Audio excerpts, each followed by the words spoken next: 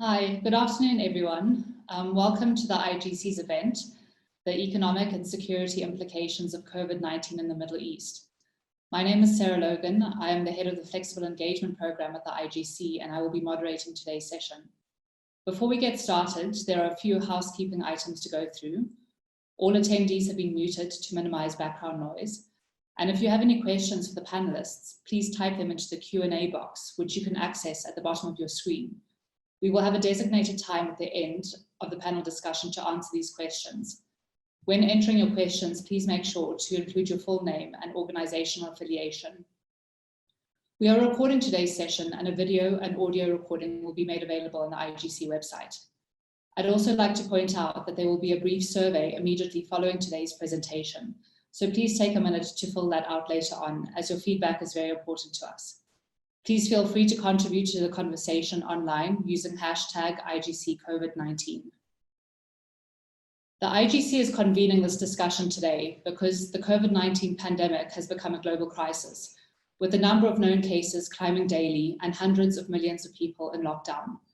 The shock to the global economy from the COVID-19 outbreak is hitting Middle East economies particularly hard. The first economic shock came when the virus broke out in China because of the Middle East's strong trade connections with China. The second episode came with the decline in demand for oil and the collapse in oil prices. Finally came the impact from measures taken to contain the COVID-19 pandemic, which have hurt key sectors throughout the Middle East, including tourism, and have disrupted supply chains and trade, causing significant job losses. For countries in this region, especially ones that are fragile and affected by conflict, the pandemic is a massive near-term challenge that is aggravating existing structural weaknesses. Before we get started, I wanted to flag the IGC's recent publication of a COVID-19 policy guidance note. This can be found on the IGC's website, and the link has been provided in the chat. It outlines latest thinking on smart containment strategies, supporting vulnerable households, exiting lockdown, and post-COVID-19 recovery.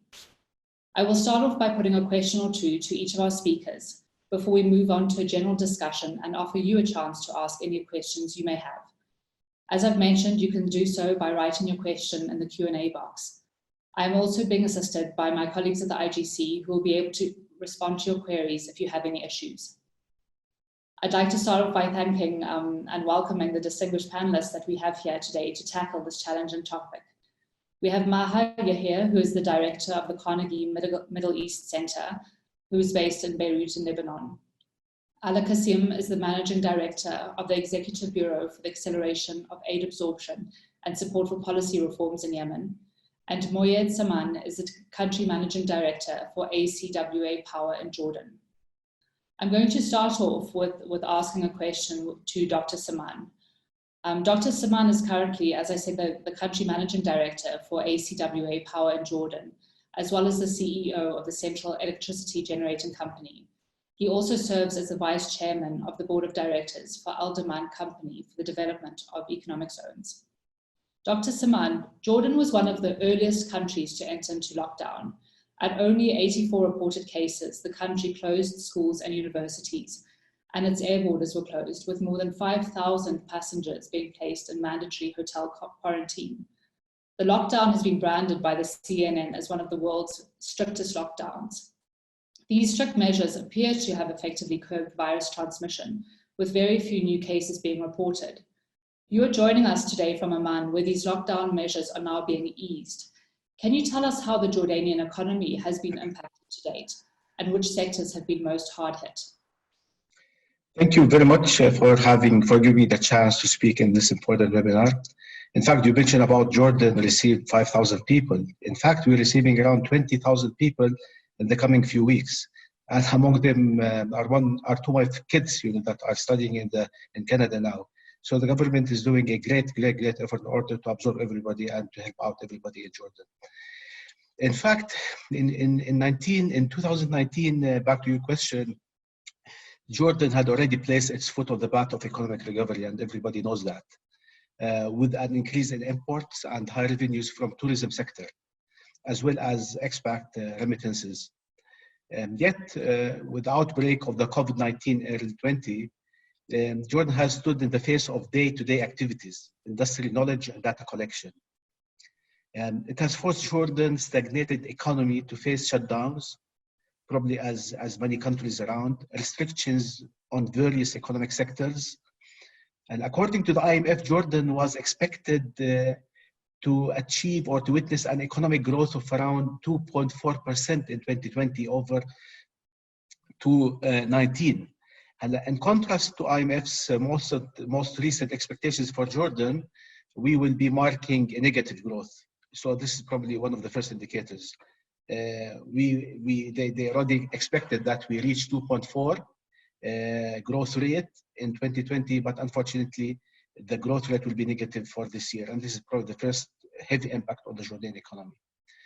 The COVID-19 changes in day-to-day activities has caused a lack in data collection, because everything is closed, so you cannot get data on the real impact of what's going on in Jordan, and the gap in market knowledge due to unfinished or unpublished fiscal audits for public shareholding activities. From Jordan also, they issued the martial laws or the defense law. So by having the defense law, most of the public shareholder companies were not allowed to have general assembly meetings.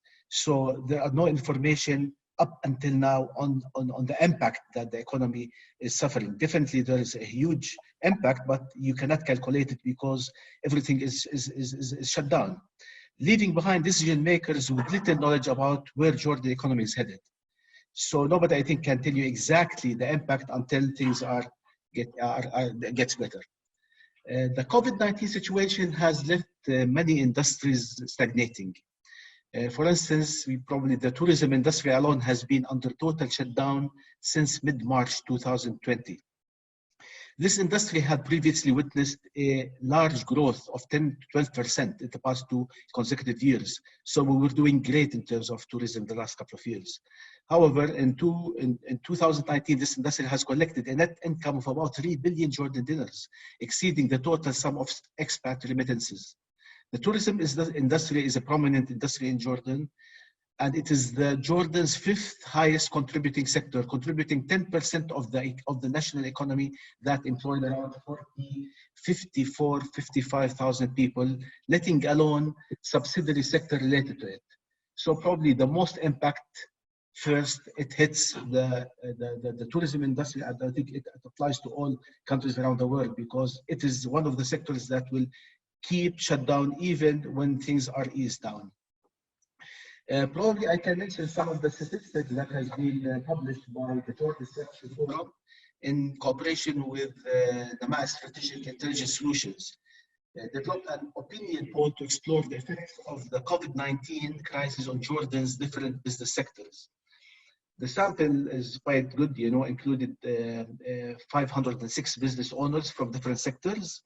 And the largest percentage of respondents to the survey were attributed to the service sector, where 32.6%, followed by the trade sector with 31.2%, and the industrial sector around 22%. And while 1.2% of the respondents indicates that their business was not affected at all by the curfew and the lockdown, a cumulative of 91.1% said that the curfew impacted their business to a large or very large extent, where 77% of respondents also indicated that the revenues have decreased by 75% or more during the month of March alone. As for the future or the near future, the next 3 months, approximately 54% of the respondents expressed that their monthly income will not be able to cover all their business obligations. Another 21% said that they were not able to cover all their expenses and obligations to a small extent. 52% of the respondents said that over the next months they will be keeping their businesses as is. However, 15% said that they will be most likely be shutting down their businesses, and 22% will most likely subcontract their business. Around 11% indicates that there will be expanding in their business, which is very few. Probably one of the sectors that flourished or that are not affected by the crisis in a way or another is the energy sector. A relatively large percentage, however, pointed out that they will be either shrinking the number of their employees to a certain extent or a great extent, with 52% of the respondents said that they don't know, they have no answer. Finally, when asked about the time period in which the respondent think their business would need to recover from the COVID-19 pandemic, 23 said 3 to 6 months, 44 said 6 to 12 months, 25% said 1 to 2 years, and 8% they think it will take over 2 years. So most of the people would think that probably in a year time they can go back to normal life. So this is in a nutshell, about the current situation in Jordan and the affected sectors. As I mentioned previously, affected sectors are not very well known because there is no statistics.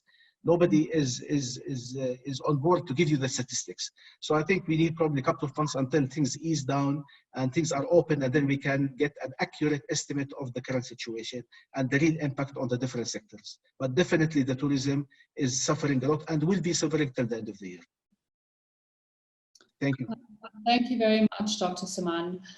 I am going to turn now to Ala Kasem. Ala Kasem is the Managing Director of the Executive Bureau for the Acceleration of Aid Absorption and Support for Policy Reforms. He has advised the Prime Minister on various economic and development issues. At a time when health workers worldwide are said to be on the front lines, Yemen's caregivers have already been fighting outbreaks of deadly diseases, including diphtheria, dengue, and in recent years, severe cholera outbreaks. A COVID-19 outbreak in Yemen could overwhelm the country's damaged health infrastructure, and its impact on civilians would be devastating. What national measures have been put in place to prevent the spread of the virus and to strengthen the healthcare system at this time? Thank you very much for having me, Sarah, on this very important and timely discussion on the impact of coronavirus on countries in the Middle East, and especially in a country like Yemen. Since the news has spread globally about the pandemic, we have been tracking very closely the impact that has on a number of countries where it started to erupt. In Yemen, we have been very fortunate that hasn't happened right away. And partly that's because we managed to shut down our air travel and close ports very quickly, just because we were tracking the eruption of cases in surrounding countries. And there was a huge concern that if the outbreak starts to happen in a country like Yemen when we are not ready, it's going to spread like a wildfire. So we have shut down the air travel, we closed the airports, but at the same time, we were wary that we cannot completely shut down the ports because Yemen depends around 90% of its food consumption is based on food imports. So we cannot completely shut down all ports. So we allowed for commercial movement to continue to happen. At the same time, we shut down schools, universities, and large gatherings venues, whether sometimes mosques and huddling halls and others. We have quickly established different quarantine centers in areas under the control of the government. Across the country, there were around 38 quarantine centers established in the area controlled by the government, around 27 quarantine centers to be ready once the outbreak happens. We started training medical staff in collaboration, of course, with the WHO and other NGOs on how to handle cases.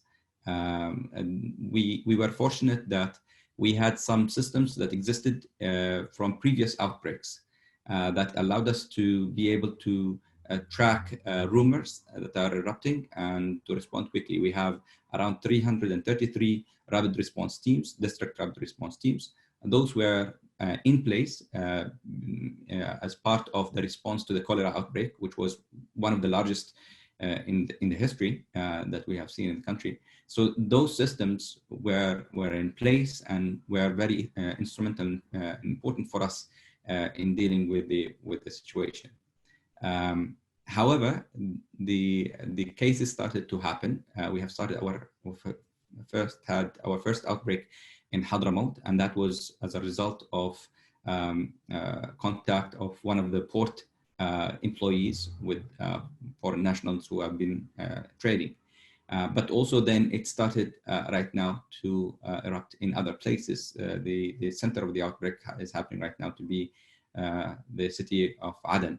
The challenges that we are facing are severe because of this. Our health system to start with, was already very stretched. And our health outlays have been minimal because we have sustained large deficits for the past few years, given that our revenues are limited. Before we went into this outbreak, we were discussing with the IMF the outlook for the country for this year. And we were already talking about the possibility of having a large deficit of around in excess of 700 billion Yemeni riyals, and inflation by the end of the year of around 30%. Since then, as a result of the drop of hydrocarbon prices globally, this deficit is expected to increase a lot. We expect that inflation could easily reach around 40% by the end of the year. That will have a significant impact on the state of the poor in the country, while already struggling with little revenues that they have in the first place. This also happens to be the arrival of the outbreak happens to be at the worst time that it could happen to Yemen. We have had a very generous deposit that was provided by the Kingdom of Saudi Arabia for about $2 billion to support the import of essential food items into the country. We are on the verge of depleting the whole deposit, and we are still in negotiations about the possibility of renewing it. But the delay of renewing this deposit will have a large impact on the prices of food at a time when there is already challenges to try to secure and build food stocks for different countries, especially for fragile and least developed countries. The other challenge that we are facing as well is the fact that securing some of the medical supplies that are necessary for us to be able to respond to such an outbreak is becoming extremely hard. We have had either delays or cancellations of orders that we have submitted to different suppliers to secure, whether it's the testing kits or some of the ventilators that are so needed in the country. In fact, before this outbreak, we had around, I believe, and at least in areas controlled by the government, we had around only 52 ventilators. So imagine if an outbreak happens in Yemen in similar magnitude as to those we are seeing in other countries. Definitely, you are not going to be able to handle the need on those equipment. The WHO, other large organizations, whether it's the World Bank, have helped and provided some helping hand in this. There were some 67 around ventilators that were provided to us just recently, but we still are waiting for a lot more to come. There is the private sector is trying to do their part. They are stepping up to help as well in supplying some of this needed equipment using their expertise and using their financial abilities. We are promised that we will receive around between 200 and 250 ventilators and around 50,000 swabs and around 15,000 testing solutions for testing in the country. But our ability has been very, very impaired by the lack of testing kits and the ability to respond quickly. The other challenge that we are facing, it has to do with the political situation. It's very difficult to be able to deal with such an overwhelming catastrophe that's facing the country, with different militias controlling different parts of the country and dictating different policies and politicizing this outbreak. This continues to be a challenge that we are dealing with, and this is something that warrants basically the attention, the support of the international community at a time when it's very hard to get that attention because everybody's focused internally as opposed to externally. So I guess I'll stop for now, and maybe we can follow up on this conversation later. Thank you very much, Mr. Qasim. That It's a truly overwhelming situation that is being faced in Yemen. We'll come back to that in a little bit. For now, I will turn to Maha. Maha Yahir is the director of the Carnegie Middle East Center, where her research focuses on citizenship, pluralism, and social justice in the aftermath of the Arab Springs. As world powers struggle to slow the spread of COVID-19, countries across the Middle East are assessing this pandemic's impact on the regional power balance and foreign policy. The status quo has shifted considerably. Oil prices and the OPEC Plus agreement have collapsed. The conflicts in Libya and Yemen have escalated. Labor markets are shifting dramatically, and capital flight is a looming threat. Maha, what are the geo-economic implications of the COVID-19 pandemic for the Middle East?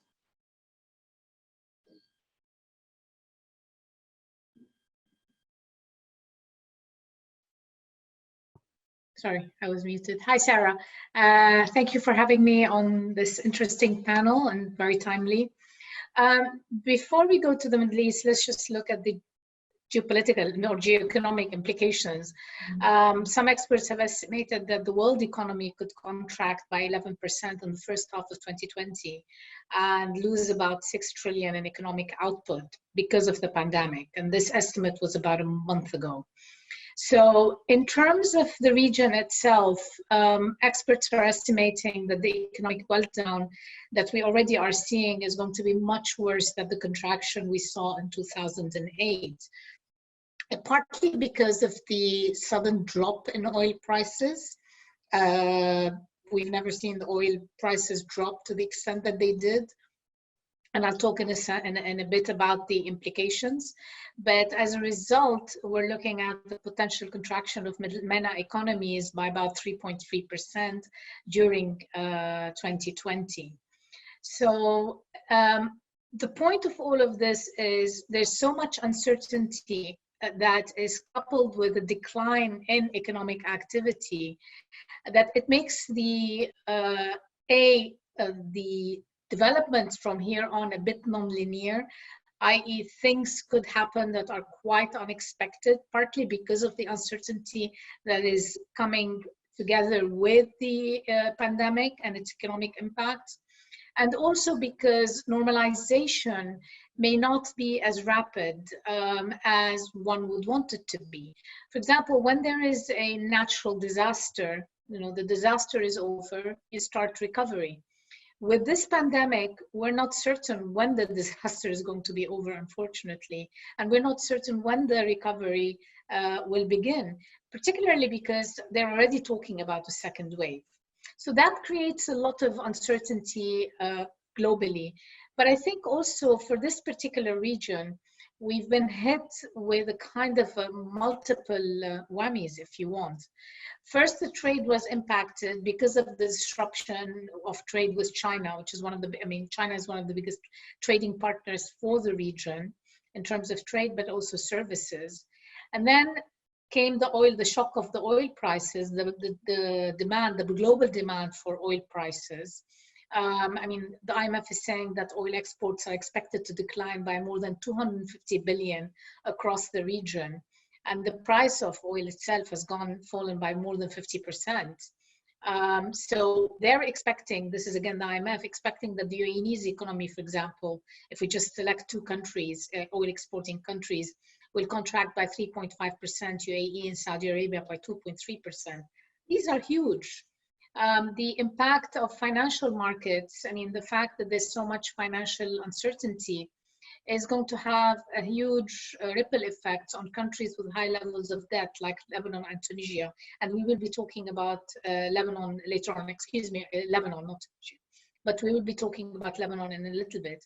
And then finally, the lockdown itself. The fact that we had to lock down across the region like the rest of the world, it had a tremendous impact, but of varying degrees in the region. So the impact on countries in conflict or fragile was a bit different from countries. Most of these actually countries that are fragile or in conflict, they already have very weak healthcare systems.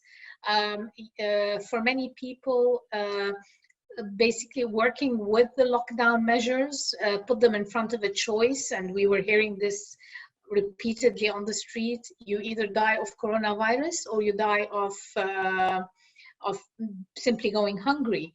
The lockdown measures has had a tremendous impact on both access to healthcare, but also for the billions of informal workers around the world, but particularly in this region.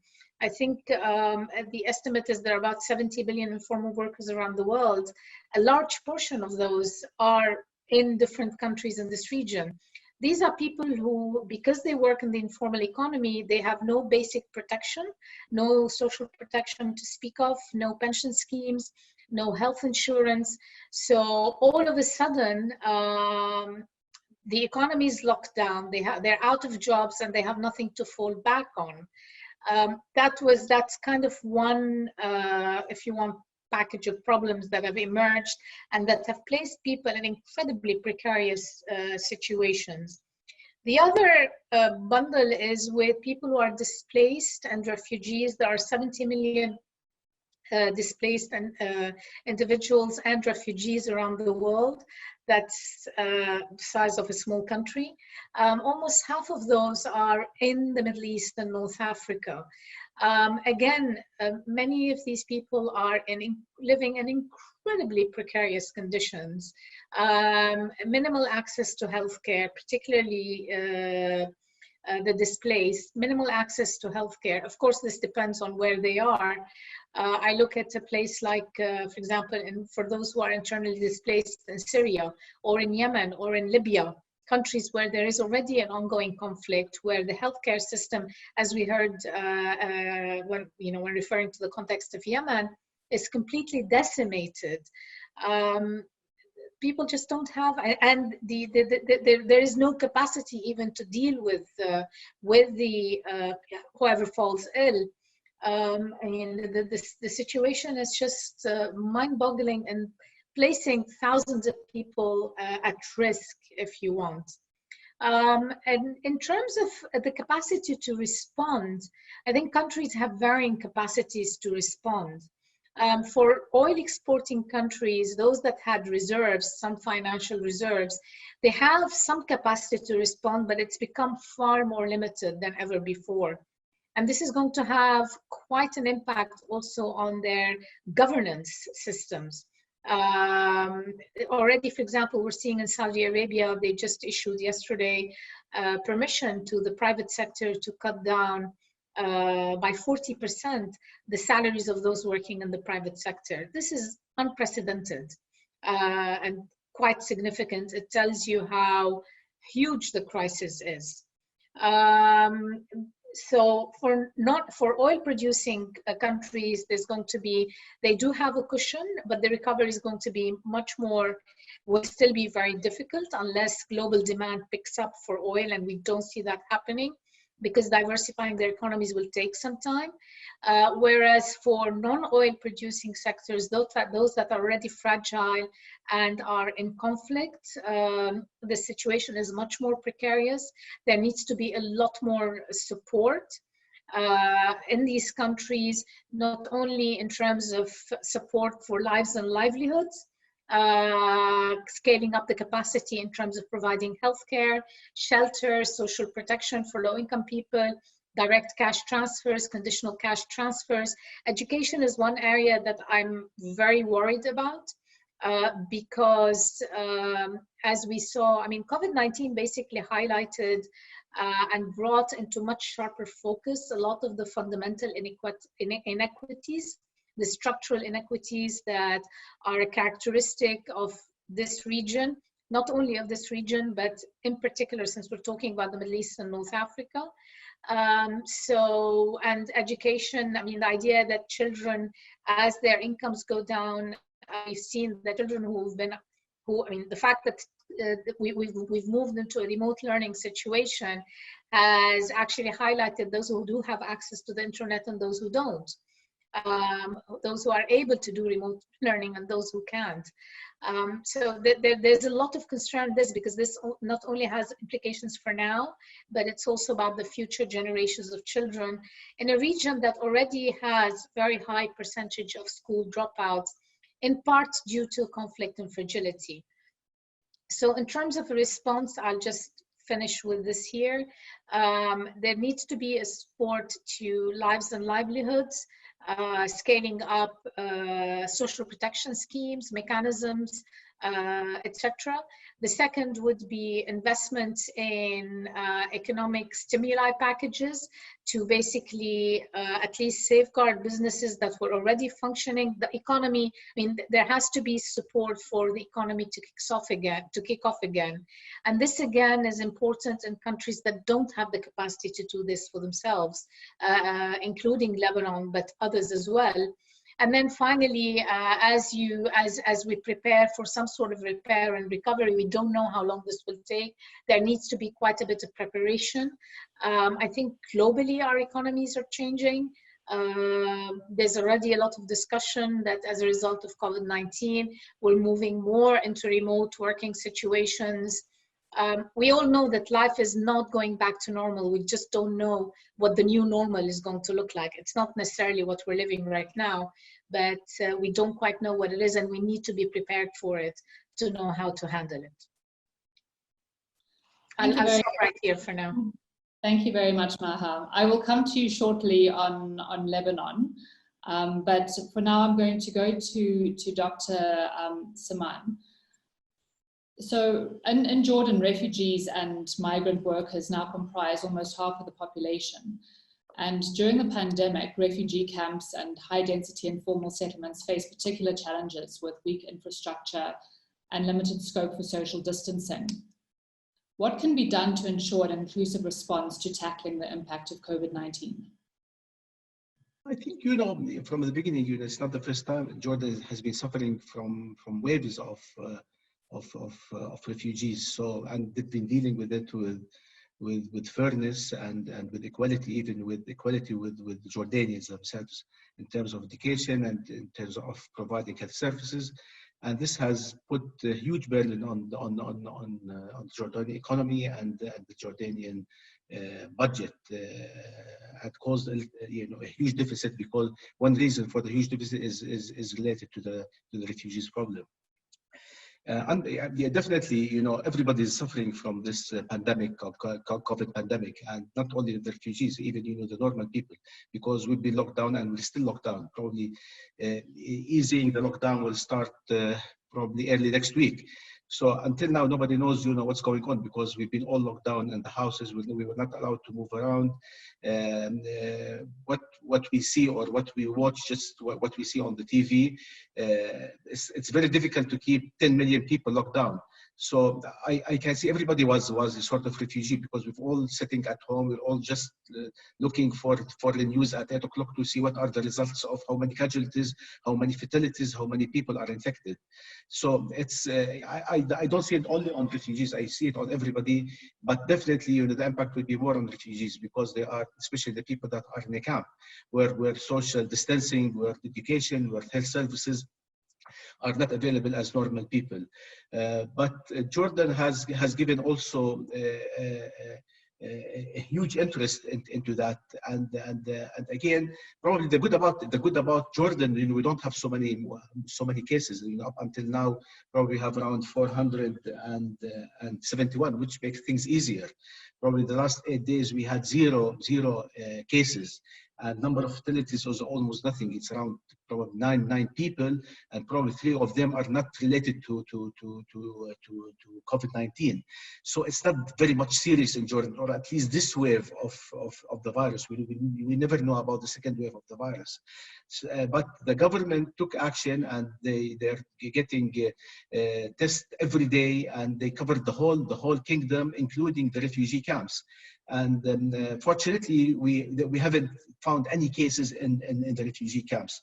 So there hasn't been any lockdown specific to the refugees camp. Probably there has been some lockdown on certain areas where they found small cases, but not in the refugee camps. So I think they are the least affected because none of them were or we didn't have any cases that shows that there has been any infections. But again, probably everybody knows that this case is uncertain. Nobody knows when will it end and what would happen. Now we're very much comfortable. Things are getting easier. You can move around in Jordan. Shops are open, even though they're open from 8 to 6, but after that we have a curfew. Normally during weekends also we have curfew. But now everybody is happy. But again, just to be optimistic, I don't think this is the right recipe. Because if you become very much optimistic and relaxed, probably you can go into another wave. Also, we are now facing another wave of Jordanians who are coming to Jordan in the coming couple of weeks. As I mentioned before, Jordan decided to bring all Jordanians who wish to come back to Jordan so that they come back to their families, whether students or people who used to work outside Jordan. So we're expecting a wave of 25,000 Jordanian people that will be coming in during a month or so. Probably I mentioned earlier in the beginning of the conference today that my kids are coming late night today. They're coming from Canada, and we're expecting to receive like 5,000 people a week. So this put a huge effort on the government just to make sure that these people are not affected.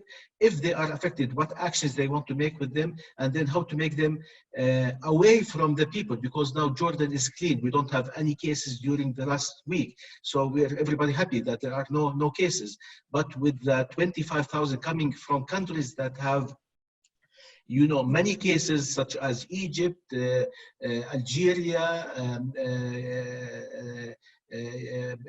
Great Britain, US, Canada, all over, we're bringing people from around 15 nations. So I think this is a real struggle for the government to keep it up, to make sure that we maintain this clean record. So I would say the impact is on everybody. The good fortune, or our good fortune, that we have no casualties or we have no cases within the refugees, and overall Jordan is doing good in such uncertain condition. Great. Thank you very much, Dr. Saman. I mean, that is a real achievement to not have any cases in the last 8 days, and we're watching that closely. Maha, I'm going to come back to you now on Lebanon. The economic and political situation in Lebanon was already extremely fragile before the COVID-19 outbreak, with widespread anti-government protests over economic grievances taking place in recent months. How has COVID-19 changed the domestic political dynamics in Lebanon? It's accentuated them considerably. This is a country that was in an economic freefall prior to the pandemic. It was facing a triple financial, banking and currency, and basically fiscal, banking and a currency crisis, but also a question of political legitimacy. So a quadruple crisis, and then you bring along with it a health crisis. So what has happened now is that it's the economic collapse that the country was going through has sped up considerably. Already between October, when the protests started, and December, some surveys were showing that about 220,000 people in Lebanon had lost their jobs. This obviously has accelerated considerably in the last month and a half, with multiple businesses, particularly in the tourism sector and the service sector, closing down. Everything's been shut down. Just to give some context, Lebanon's main economic activity really is the banking sector and the tourism sector. And both of these have been heavily affected. The banking sector by the economic crisis. Banks have been closed off and on since October when the protest started.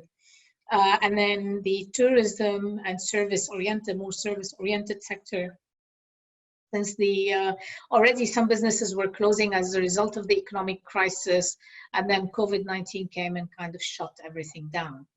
So what we're seeing today is that the devaluation of the Lebanese lira, which had already begun prior to COVID-19, has accelerated. So we're looking at, whereas the exchange rate was 1,500 Lebanese liras to the dollar, today it's at 4,000. This is on the black market. You're looking at almost a doubling of the prices of some of the basic goods. For example, in sugar, salt, rice. I think sugar has gone up 67% in terms of price between March of 2019 and March of 2020, just to give a sense. Inflation is about 12%. It's expected to increase much more over this period. The kind of economic contraction we're looking at, or economic depression we're looking at, is on a scale that probably more resembles the Great Depression in the US in the 1930s. So the government just put out an economic plan that it's now using to negotiate with the IMF. And the idea is that they estimate losses to the banking sector to be about 83 billion. The problem is that the central bank, which usually would be the entity to step in and help support some of these, inject liquidity into the market to help with some economic recovery, is simply not, they don't have the reserves to do that. Now, the social repercussions of this, of course, are also huge. It's not just about people losing their jobs, but also about the fact that the middle class is almost disappearing. They've seen with the devaluation, they've seen their incomes more than halved. Their purchasing power is completely, it's almost shot through. The World Bank had estimated that should the devaluation reach 2,500 liras to the dollar, 45% of the Lebanese would be under the poverty line, which was about 1.5 million. Now we're probably looking at much higher figures. And because of the political crisis, the government has been very slow in its capacity to respond. Again, Lebanon is very weak on social protection mechanisms. And some, there is a sense that while the political leadership understands the extent of the crisis, and how exponentially it's growing, they yet have not modified their political behavior in line with the depth of the crisis. So a lot of what they've been doing is really horse trading, they continue trying to horse trade amongst themselves, which means that the current government doesn't have the broad-based political consensus it needs to implement the needed reforms that would help put Lebanon on the right track. These include shutting down on corruption, reforming defunct institutions, state institutions, dealing with something like the electricity, which costs Lebanon $2 billion and is incredibly inefficient and is suffering from rampant corruption. So I'm not going to go into too much detail, but the repercussions are huge, and Lebanon today is facing a very, very precarious scenario, which could also, just one last word, which could also have security repercussions, because when you have huge numbers of people who are incredibly vulnerable, who are seeing their children go hungry and are unable to do anything about it, then the potential becomes much more significant. And of course, you can add to that the continued tension between Israel and Hezbollah, which is percolating to the surface yet once more. So, and of course, the conflict in Syria, which has a direct impact on Lebanon. So yes, it's not in the best of places, is what I can say. The COVID-19 has just aggravated a lot of pre-existing problems that the country was already facing, and has made them even more difficult to deal with down the road. Thank you very much, Maha. It's a very sobering picture that you paint of Lebanon, and I think it's in some ways, I mean, I'm going to go back to Mr. Qassem here, like reflective of some of the situations in Yemen too. So Mr. Qassem, just another question for you. In 2018, $3.4 billion flowed into Yemen in remittances, contributing about 12.4% of GDP. But as COVID-19 restrictions are imposed, economic activity throughout the region has been curbed.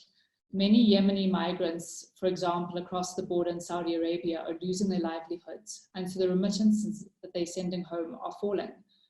What are the main challenges associated with the decline in remittances, and what could some of the potential solutions be in the region? The challenges that are facing the region are definitely going to have their spillovers on Yemen.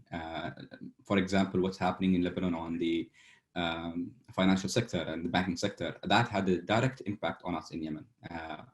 A lot of the banking transactions that are done to import food into the country usually go through intermediary banks in Lebanon, and we have had millions of dollars right now stuck in Bank of Beirut that has not been able to, that has been frozen, that we are not able to access to be able to import into the country. This has been an issue that we have been dealing with.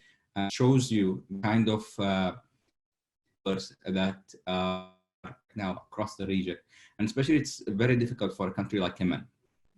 As you have mentioned, in fact, our estimates point to that the remittances were about $4.25 billion in 2019.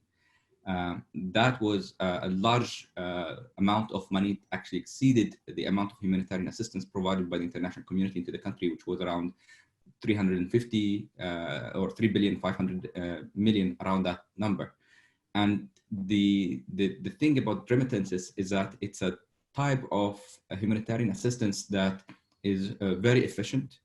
It does not have a lot of overhead, and it's very effective in the fact that it reaches people in rural areas, that people who are very poor within the society, because it's a very educated, very smart sort of support that is provided. People who are transferring this money, and they know exactly who within their villages need that money, or to their families.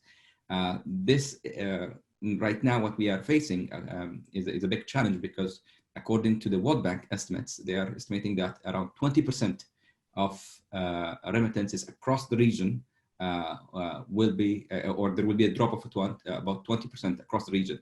Now, our own estimates that this will be much higher than that, where our economists estimate around 40% or around that figure, that there will be a drop, mainly because we have a large population, diaspora population outside of the country, and they are in countries, in oil-producing countries, that have been affected by the drop of the oil price globally. The recent, for example, decisions that are made in Saudi Arabia to lower the or to allow lowering the salaries of employees, I expect that this will have a direct impact on us in Yemen, because the diaspora in Saudi Arabia will be impacted by that. So this is a big challenge for us, and because not only because it's humanitarian assistance that is very essential, but because it's also a very large and very important source of hard currency that is stabilizing the Yemeni riyal in the country. But it's not just the remittances that is being impacted right now. Even in Yemen, financial transactions are impacted severely. Recent measures that were taken by the Houthi militias in the north have basically banned the circulations of new banknotes that have been printed by the government. And the impact of that is that financial transactions right now have had higher cost than what they were previously. There is an increase between 12 to 15% over financial transactions. So people within the country workers who are either working in the government areas, who are trying to transfer money into their loved ones, into their needy ones within the Houthi-controlled areas, are losing 12 to 50% of their of those money because of such measures that are politicizing the economy and that have a major impact. And this impact is not just on ordinary citizens, but also on the cost of operations for businesses. I expect that this will lead to increase in terms of increase of the price of food and other merchandise in the country, because it has been for quite some time, the private sector has been resilient, but it has been an issue. And it's not just an issue on the private sector. We have seen this as also as an issue for international organizations. For example, we have heard from the UNICEF that they are finding some challenges finding liquidity within Houthi-controlled areas to be able to do the cash transfers that are sort of required in these sort of areas and these times that are of much need. So that's very affecting us very severely, and we are trying to deal with the all those sort of challenges that are coming from abroad, that are happening because of the politicization of the economy and the health, with the different militias that are grabbing the country and that are thinking that this is the right moment to put additional pressure, and this is the right moment to be able to make some advance on the ground, because they think that these economic strains weakens the government grip, and they think that these economic and health issues globally are distracting the international community from what could be happening and whatever measures that they would be taking on the ground, unfortunately. Thank you very much, Mr. Qasim. I'm actually going to open up to the audience questions now and just pick up on something that you've touched on. We have a question from Josh Wilcox, who is a Harvard undergrad from the UK, and he is asking about how the coronavirus pandemic has affected the political dynamics in Yemen, which you were just touching on, and whether, to what extent it's opened up a possibility for talks or whether it's just leading to political maneuvering. So there is a lot more now from the UN, led by the UN and some of the international community, to push for a ceasefire. And we welcome this. We have actually abided by the ceasefire that also was announced by the coalition. There are some discussions that are taking place right now directly with the special envoy on how we can move forward in this very quick ceasefire, and in trying to avoid and the politicization of the health, and trying to create a joint task force between the government and the Houthis, so that we can share information, so that we can share and coordinate response and coordinate as well the supply of equipment that are needed across the country. But it has been a little bit slow, to be honest. We are hopeful that it can move much faster, because before, when this started, we haven't had any cases. Right now, with the eruption of cases and the reports that we're getting on the ground, we see that there is more a desire from our end to move much faster on this. So we're working on it, and we're hopeful that it's gonna happen soon. Okay, thank you very much for that. I'm going to go through some different questions from the audience now. So the first one is generally to all of the panelists. It's from Lillian Torba. She's a researcher at Durham University. She would like to know whether you could comment on how the coronavirus lockdowns and other measures across the Middle East have impacted the work of civil society in particular. How have these measures affected civil society in the near term and also in the mid-term?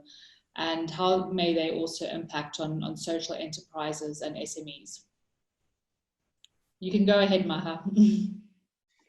I'll come back. I saw there was also another question on the protest movements of Lebanon and Iraq, so I can respond to both questions at the same time, if you like. One is that I think in terms of civil society organizations, what I've seen across the board is that there's been adapted.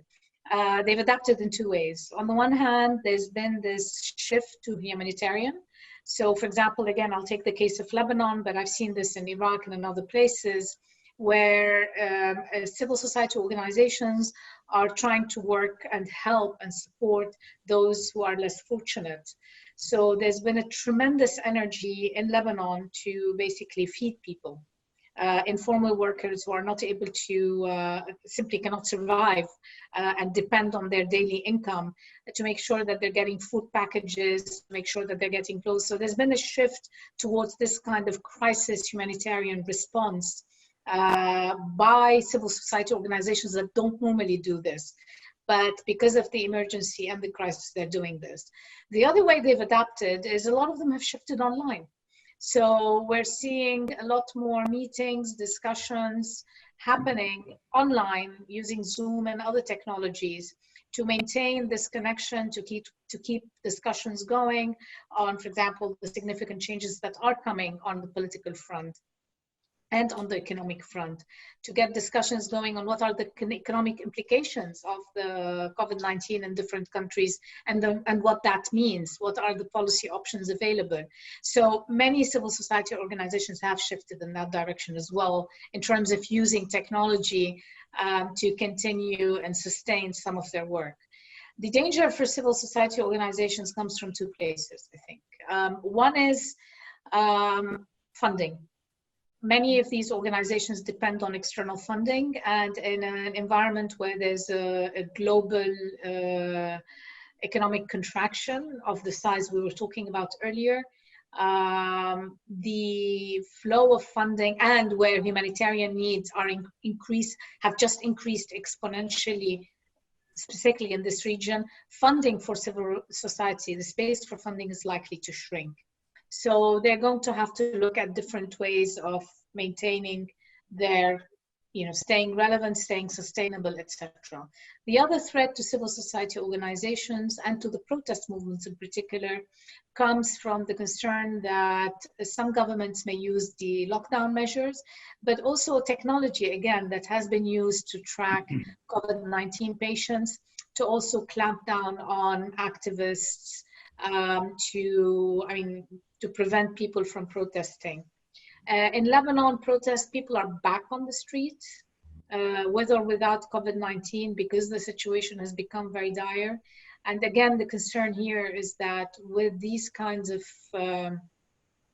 protests, people taking to the streets without taking the proper measures. A week ago, we were seeing protesting in their cars. Now they're just back on the streets. At maximum, they'll wear a mask. So this raises concerns that for a country like Lebanon, where it seems that the pandemic has been under control, they've only reported about 750 maybe cases, which is remarkable. Even if there is some underreporting, it's still a good measure. If people start going to the streets without the proper protection, then we may see a kind of an increase again in COVID-19 cases. I hope that answered your... Yeah, very useful. Mr. Kassem and Dr. Saman, would you like to add anything on the civil society question? I guess for Yemen, civil society has been very effective for some time right now in providing humanitarian assistance. And this continues to be a major role that they are playing. Some of the regional donors depend on civil society to be able to continue to deliver most needy. Another thing that they have been very effective in doing is running public awareness campaigns. They have a lot of resources, they have a lot of reach, they have a lot of volunteers who are willing to go and in different cases knock at doors and clarify at community level the sort of measures that are needed to protect yourself. So this has always been the strengths of the Yemeni civil society, in addition to all of the other areas that they are working on. The atmosphere or the environment of operations has been getting much more restricted in the past few years. And again, I don't want to keep hammering on areas under the control of Houthis only, but I also speak under the control of the government. But there, civil society have been restricted a lot in terms of conducting any sort of research on the ground. which is for us is very needed at this time to be able to get the information data that we can make informed decisions about the needs, where do they lie, and where the outbreak could happen, and those sort of issues. But any ability to be able to conduct research is considered as intelligence sort of gathering information in those areas, and civil society are not able to play a major role in there.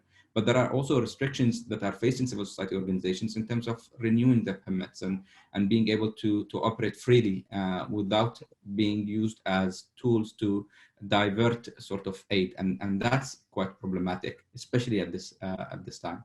In the government controlled areas, we are facing this because we are having some political instability as well. And that has an implication always.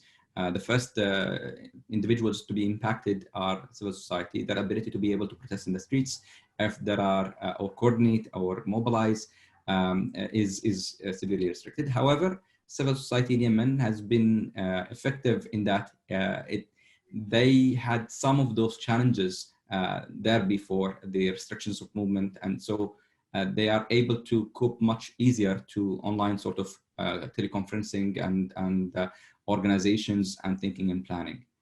So it has been a mixed bag, definitely being, the trend is going downwards, unfortunately. And for me, nothing much to add. Similar to the case in Lebanon and Yemen, civil societies have been, probably they have more time now to communicate, especially over the teleconferencing activities. So Zoom, Microsoft Teams, and BlueJeans have become very effective now. And instead of probably working for 8 hours, they're working now probably 20 hours. You know, sometimes we're having meeting at 8 o'clock in the morning, at 10 o'clock in the evening. They've been very much influential, I think, in 2 cases. The first of all, awareness. They make people aware, especially in this COVID pandemic, you know, just to make aware for the people, you know, regarding the hygiene and the precautions that they have to take it. Also to prevent people from going into the street while there are curfews, because people in the beginning, it was difficult for them to stay in houses. So their role was very much effective in terms of awareness. In terms of humanitarian needs, they supported the government in their endeavor to get assistance to support the less fortunate people, especially the daily workers. We have a fund created by the government and the private sector. This is called Habit Watan, where we need to save the country. And they were very efficient in supporting the government and encouraging companies and individuals to contribute to this fund. Again, now there are lots of debate among civil societies through webinars and through video conferencing regarding after the corona, what would happen after the corona, and what measures should the government take after the corona, especially the economic measures and the impact on the economy. So there has been always continuous dialogue, and these civil societies are very much connected with the government officials and ministers, so they can, again, their voice is heard by these people. And now I found that, again, civil societies, irrespective of the video conferencing facilities, now they are using WhatsApp grouping very much so, and they are exchanging lots of information on WhatsApp grouping. So what I see is COVID changed, you know, the daily routine of the people. So now there are lots of groups that are becoming very much influential in posting their views and in influencing other people. So they've been very active, and again, because of the current lockdown and the current situation, this gave them more time to communicate with the people and try to influence the people around them. But again, the case is similar to Libya and to Lebanon in many aspects. Thank you very much, Dr. Saman. We have the next question from Nick Wilkinson, who's a policy economist at the IGC. He asks, to what extent can this crisis create opportunities for policy reform? For example, with oil prices so low and social distancing measures in place, is now the time to remove fuel subsidies? And this is a general question to anyone who would like to pitch in with this. Maybe I'll venture a little bit on this question. So in Yemen, for example, we don't have fuel subsidy for the market. We have fuel subsidy to the power sector. however, it's very, very difficult at this point of time to even conceive the idea that we can move ahead with removing fuel subsidies, because the price is still going to shoot at a time when people are already strained with all of the services and not being provided, that it's going to be hard for the citizens to take another sort of strain, to add another strain to all of the challenges that they are facing every day. So it is still a difficult environment to even make that decision. However, the fact for us in Yemen, the fact that oil prices are low, that means that our dependency on hydrocarbon revenues is very much limited. So right now, this is an opportunity for us to introduce more reforms on tax administration, on other sort of non-hydrocarbon revenues, and look at ways where we can increase our revenues in a way that does not necessarily affect directly the prices or the services that are being provided to the citizens in a negative way. And this has been a very active conversations that we are having, because at the end of the day, you don't have resources and you are required to respond. And we are seeing, as I said before, that the international community's assistance and focus is decreasing. So the sort of areas or the go-to donors that you would have been able to receive some support from in the past are right now also they themselves are busy with internal problems, which puts a lot of sort of stress on governments, whether it's in fragile countries or else, to think creatively about what can be done to restructure its revenue streams and how to improve its effectiveness during these times. Yeah, in Jordan, there is no subsidy on the fuel, probably except on the house gas. But for the public, there is no subsidy. So I would see the fall in fuel prices would positively affect the public, but negatively affect the government because it is heavily taxed. So I'm sure this will definitely affect the deficit in the government budget, but will definitely make some savings for the public. Great, thank you. Maha, would you like to add anything to that question? No, I think it's been covered already, well covered by my colleagues. And the issue of just removing fuel subsidies is incredibly sensitive, particularly at a time of economic decline and such huge portions of populations in this region that are in a precarious situation. So what you want to do is actually target fuel subsidies, not simply remove them. That would be kind of the policy recommendation, to make sure that those who need it are the ones that are getting it.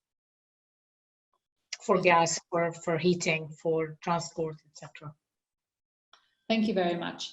I'm going to go to Dr. Saman for the next question.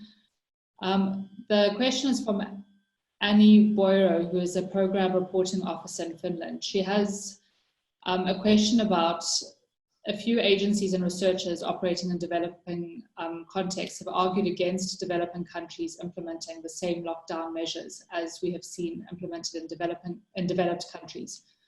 While Jordan is recognized for keeping the number of cases very low, do you think that the approach to the pandemic has been suitable given the size of the informal economy in Jordan?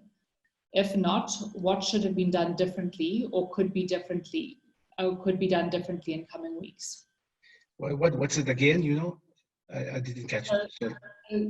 There's been some criticism about whether this the complete curfew that has been imposed in Jordan has been appropriate for the context, both in terms of, I guess, the level of threat from coronavirus, but also in terms of the high proportion of the population who is employed in the informal sector. And if this was not the most appropriate way to go about it, do you have any suggestions on what could be done differently? I think it's a policy or a strategy the government has to take and to decide from the beginning. And Jordan probably is one of the a few countries that has started early on. You know, probably most of the countries, they started to realize the danger of the COVID probably in March or April, when it started, you know, to spread over all the countries. But in Jordan, they started early on. They started in January. So they started the awareness campaign in January, and they started looking after the people, and they started looking after the health sector in Jordan. And again, it's a policy, whether you want to make a strict, you know, you have always two extremes, whether to go and do nothing and just, you know, let people develop their immune system, or to go to the other extreme and make a complete curfew and then prevent people from contaminating each other. And probably Jordan selected the other extreme, that let's stop everything, let's make sure that everything is closed early on, so we can take the shock for a month and then it will be released. Probably other countries, you know, they want to relax it. They want to take the shock over 4 or 5 months, and then it will be released after 6, 7 months. We took the shock. It was not easy to everybody. It affected and impacted the economy. It affected everybody's life. But at the end of the day, it was very short. It was, if you define it, it was a 1 month shock. Now everything is going back to normal. So I think it proved to be an excellent probably approach by Jordan, because we feel that health is priority. When the policymaker, you know, they gave health priority, they didn't give the economy a priority.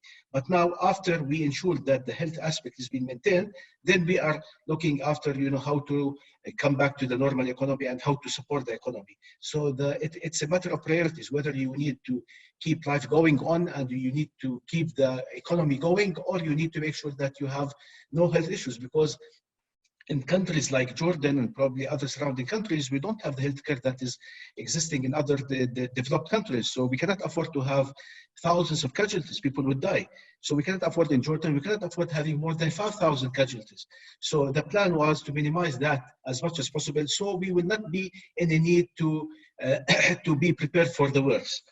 So I think it's a decision taken by the government. It has been very much supported by the public, and probably in the beginning it was a matter of awareness. People were not happy by the lockdown and they were just trying to go around it. But at the end, people are very much strict, and if I can say, probably 95 of the Jordanian people were up to that challenge. And even people in Jordan are asking now to continue the lockdown because they are scared that another wave of the COVID would happen again. So again, probably what I see is a wise decision. It was taken early on. It took a very short period of time. Now we are clear from COVID, and hopefully we can sustain it with the people that are coming in Jordan. But if you need to get other scenarios, I think we can develop several scenarios where at the end of the day, it would be at the extent of the people. So that was the action, and as I mentioned, most of the people are very much supporting the health path that the government has taken. Okay, thank you, Dr. Saman. If I broaden this question a little bit to get some input from the other panelists, what are your views on this very delicate balance that needs to be reached between saving livelihoods and saving lives, if it could be put that way? And I guess the extent of how severe lockdowns could be in developed countries, whether that is something that should have been replicated in developing countries, whether it's been taken too far, whether it hasn't been taken far enough. Maybe I can talk about some of the challenges and the considerations when trying to implement such a strategy for a country like Yemen or in a similar context. So I think that for such a measure to succeed, you need to have some fiscal space, and you have to have the infrastructure in place to be able to support an extended lockdown period. So countries like Yemen, where your fiscal space is almost zero, it's almost null, and you don't necessarily have that infrastructure that enables the population to be able to stay in homes without having to venture outside for an extended period of time.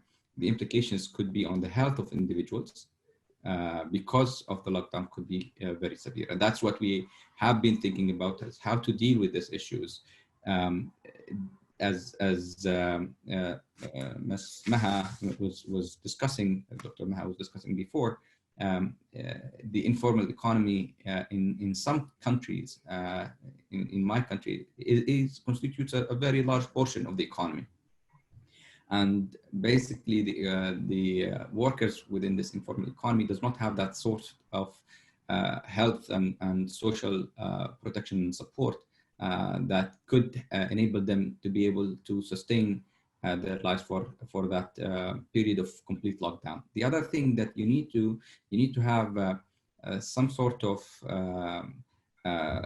citizen contract between the government and the citizen to be able to accept those measures and to be able to comply with them. And you need to have that ability to enforce the law to a large degree for this to be successful. But the worst thing is that you have a half measure sort of when this is not happening.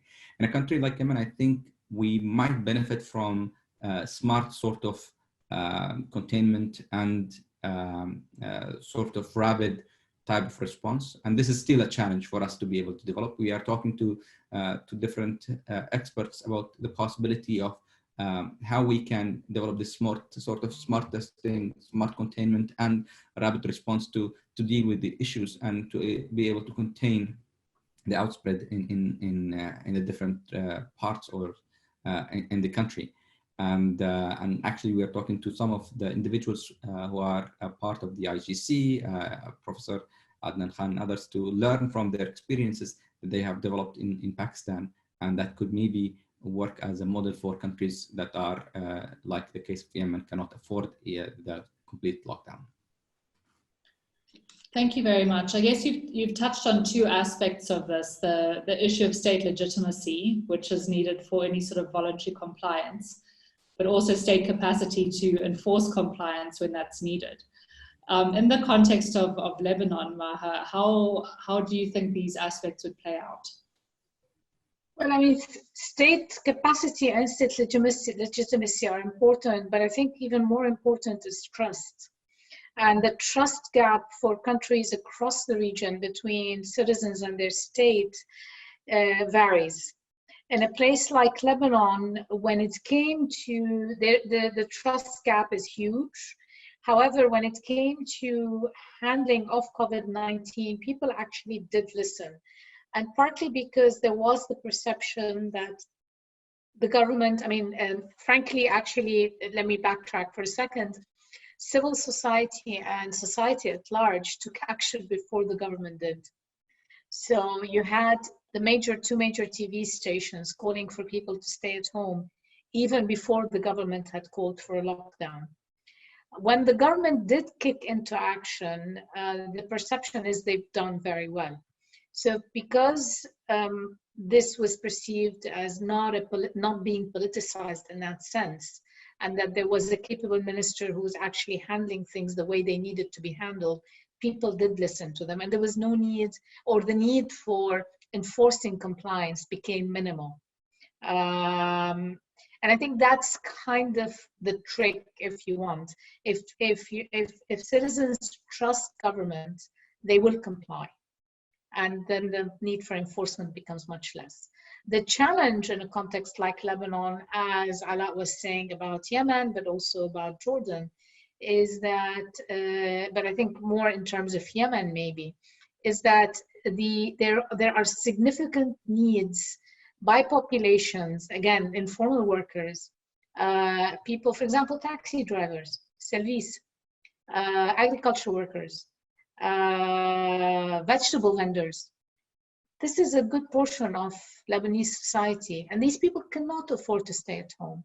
So what we would have needed at this point is for the government to kick in with some sort of social assistance packages, which did not happen.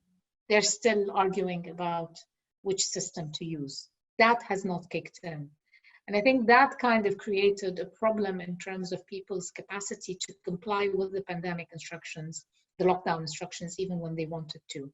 Now, should lockdown measures be the same for developing and developed countries? Quite honestly, I don't think that's the question. I think lockdown measures should be really should be dependent on the situation in the country, irrespective of whether it's about saving lives. If we're going to choose between lives and livelihoods, and this is where I think there needs to be a lot more global solidarity. I've been calling for a global solidarity fund, perhaps, and where there's been a systematic failure at the global governance level of, people and countries, in the way that the pandemic is being handled globally, but also countries coming in to help, other countries where the lockdown measures are needed to save lives, but where these countries don't have the fiscal space to save livelihoods, if you like. And I think that's where the real gap in tension has been.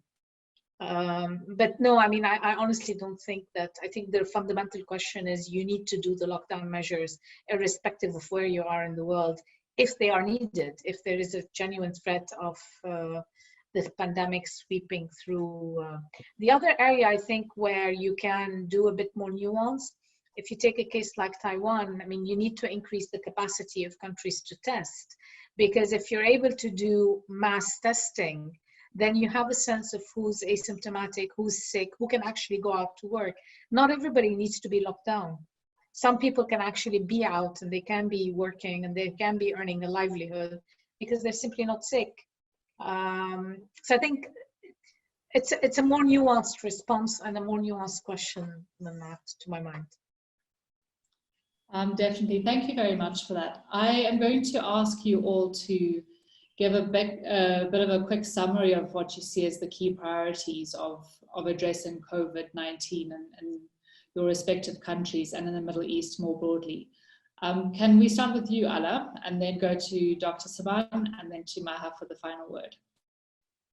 I guess for Yemen, the biggest priority right now is to be able to ramp up our testing capabilities, is to be able to ramp up as well our basically the supply, securing the supply that is needed for us to be able to provide comfort and for those who are being impacted by COVID-19 as it starts to spread. This is very important because without it, we're not going to be able to handle this outbreak. Our health system is already very weak to start with, and we need to be able to ramp up our ability to identify and react quickly and provide comfort. And the other area that is very essential for us is at this point of time is to also try to secure as much of humanitarian aid that can be secured at this point of time, and to silence any politicization of this pandemic, because the consequences are going to be severe for everybody across the country. Probably for Jordan, I think, the challenge now is to sustain the achievements that we have realized during the last week, and to maintain the zero number. This is the greatest probably challenge for Jordan that we should all seek to maintain. Probably I would also like to touch on very few issues that I call it realities after COVID that we should all learn from. Probably it would become a routine life after we finish this pandemic case. Strong IT infrastructure, and it will to be very much essential. Without strong IT infrastructure, I think we could have not done anything related to the achievements that we've done, especially everybody is locked down. Probably the online meetings, and its effect on businesses, on homeschooling and universities. Probably in our universities, we are not accustomed to have online courses. Now, most of our universities are doing online courses, and I think this is a plus that we should maintain in the future. mobile applications. Probably entrepreneurs used to do that every now and then, and we were happy with some of the applications that they used to invent during the last couple of years. Now I think it becomes essential to have some of the mobile applications. You need deliveries, you need to order Uber or Careem or whatever sort of mobile applications. Permissions were used on others, so everything is now depending on mobile applications. So I think this is one of the things that we really need to maintain after the case. Working from distance, we don't have to be all at work. Everybody's working at home, or we're becoming more efficient now. Especially, I'm talking about my sector, the energy sector. Less traveling. Probably we used to travel every now and then. Now we realize that we can live without traveling. We can communicate over the video conferencing very efficiently. So I think we should reconsider our traveling policy, especially when it comes to businesses. For probably economy, we realize that probably we need to focus on certain industries. We need to focus on agriculture. We need to focus on food industries. We need to focus on strengthening our healthcare infrastructure. And probably from the government point of view, they are reconsidering some privatization projects of strategic sectors.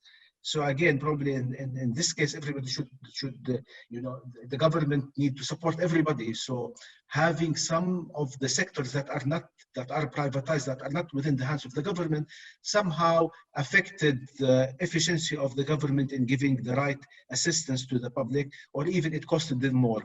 So in a nutshell, I think we need to make use of, or to exploit this COVID pandemic as something that will benefit. We can benefit from the future, and we should definitely change the way our life used to do, whether in business or in normal life. Thank you.